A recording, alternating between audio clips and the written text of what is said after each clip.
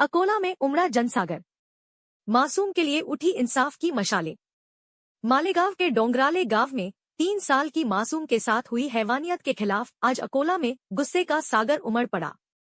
शाम 6 बजे निकले भव्य कैंडल मार्च में सैकड़ों लोग शामिल हुए, हाथ में मोमबत्तियां, आंखों में आक्रोश और दिल में एक ही मांग, मासूम को इंसाफ दो, आरोपी को कड़ी सजा दो। अशोक वाटिका से शुरू हुआ यह शांतिपूर्ण कैंडल मार्च अब एक जनांदोलन का रूप ले चुका था। महिलाएं, युवा, बुजुर्ग, सामाजिक कार्यकर्ता और छात्र, हर वर्ग के लोग इस मार्च में शामिल होते गए। भीड़ इतनी विशाल थी कि पूरा मार्ग इंसाफ की आवाज से गूंज रहा था। लोगों के हाथों में पोस्टर, मोमबत्तियां और मासूम की तस्वीरों ने माहौल को भावुक व गंभीर बना दिया।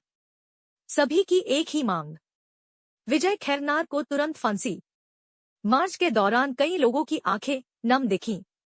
माता पिता ने कहा कि समाज में सुरक्षा तभी संभव है जब ऐसे दरिंदों को कड़ी से कड़ी सजा मिले। युवाओं ने सरकार और प्रशासन से न्याय प्रक्रिया को तेज करने की अपील की। मुख्य बस स्टैंड के पास सामूहिक श्रद्धांजलि सभा आयोजित की गई, जहां मौन पाकर मासूम को श्रद्धांजलि दी गई।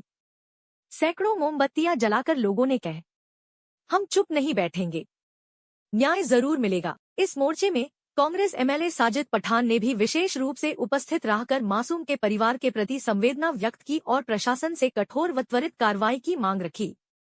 उनकी मौजूदगी ने इस आंदोलन को और मजबूती दी। मोर्चे का नेतृत्व कर रहे थे महेंद्र भोजने, पंकज वाड़वे, उमेश इंगे, सूरज मेश्राम, संजय वानखड़े, शिलवंत वानखड़े, चंद्रशेखर नकाशे, श्रीकांत खेड़कर और जयशन गुड़धे, जिनके आह्वान पर आज पूरा अकोला एकजुट हुआ। मासूम के लिए आज पूरा अकोला एक स्वर में बोल उठा, हमें न्याय चाहिए, अभी चाहिए। अब नजरें सरकार और प्रशासन पर हैं।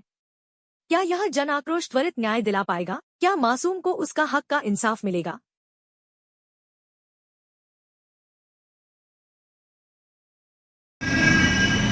मालेगांव में जो बच्ची के साथ में 3 साल बच्ची कुमारी यज्ञा जगदीश के साथ में जो एक घिनौनी हरकत हुई, 3 साल की बच्ची के साथ में बलात्कार कर दिया गया। मुझे बोलते वक्त भी शर्म आ रही है, लेकिन जिसने करा वो दरिंदे ने बेरहमी के साथ में बच्ची के साथ में बलात्कार किया।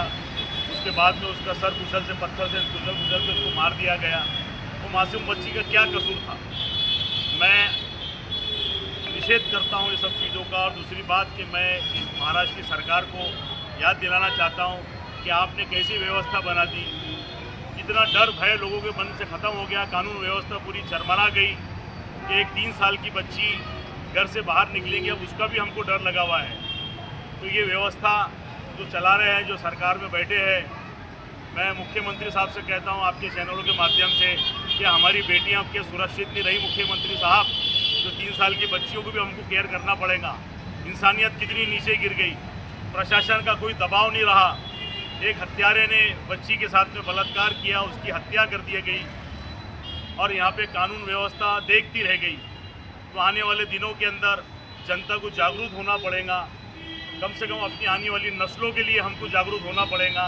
मैं कोई पॉलिटिकल भाषण नहीं दे रहा हूँ। बेटियाँ मुझे भी है।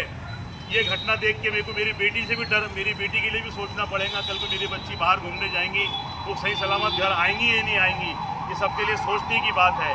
मैं अकोला वालों को शांति मिले, वो बच्ची को न्याय मिले, उसके साथ में समाज को न्याय मिले, क्योंकि ये समाज के ऊपर बहुत बड़ा आघात है, ये लोकशाही के ऊपर बहुत बड़ा आघात है। यहाँ की सरकारें आंखें मूंद के बैठी हुई है, उनको जागना जरूर पड़ेगा। और आने वाले अधिवेशन के अंदर 8 दिसंबर को जो अधिवेशन आ रहा, हम इसके अंदर आवाज़ उठाएंगे कि हमारी बच्चियाँ सुरक्षित कब है।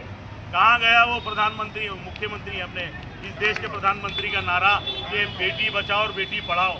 ये कौन से नारे आप लगा रहे? ये कौन सा समाज आप दे रहे? ये क्या व्यवस्था है जो 3 साल की बच्ची यहाँ सुरक्षित नहीं है, तो हमारी बड़ी बच्चियों के साथ में क्या होगा? मैं चाहता हूँ कि हिंदुस्तान का हर नागरिक जागे, अपनी अपनी बेटियों को लेकर संवेदनशील हो जाए और ये सरकार की आंख में आंख डाल के पूछे कि हमारी बच्चों की सुरक्षा करेगा कौन। मैं यहाँ पर जो भी घटना हुई उसका मैं निषेध करता हूँ।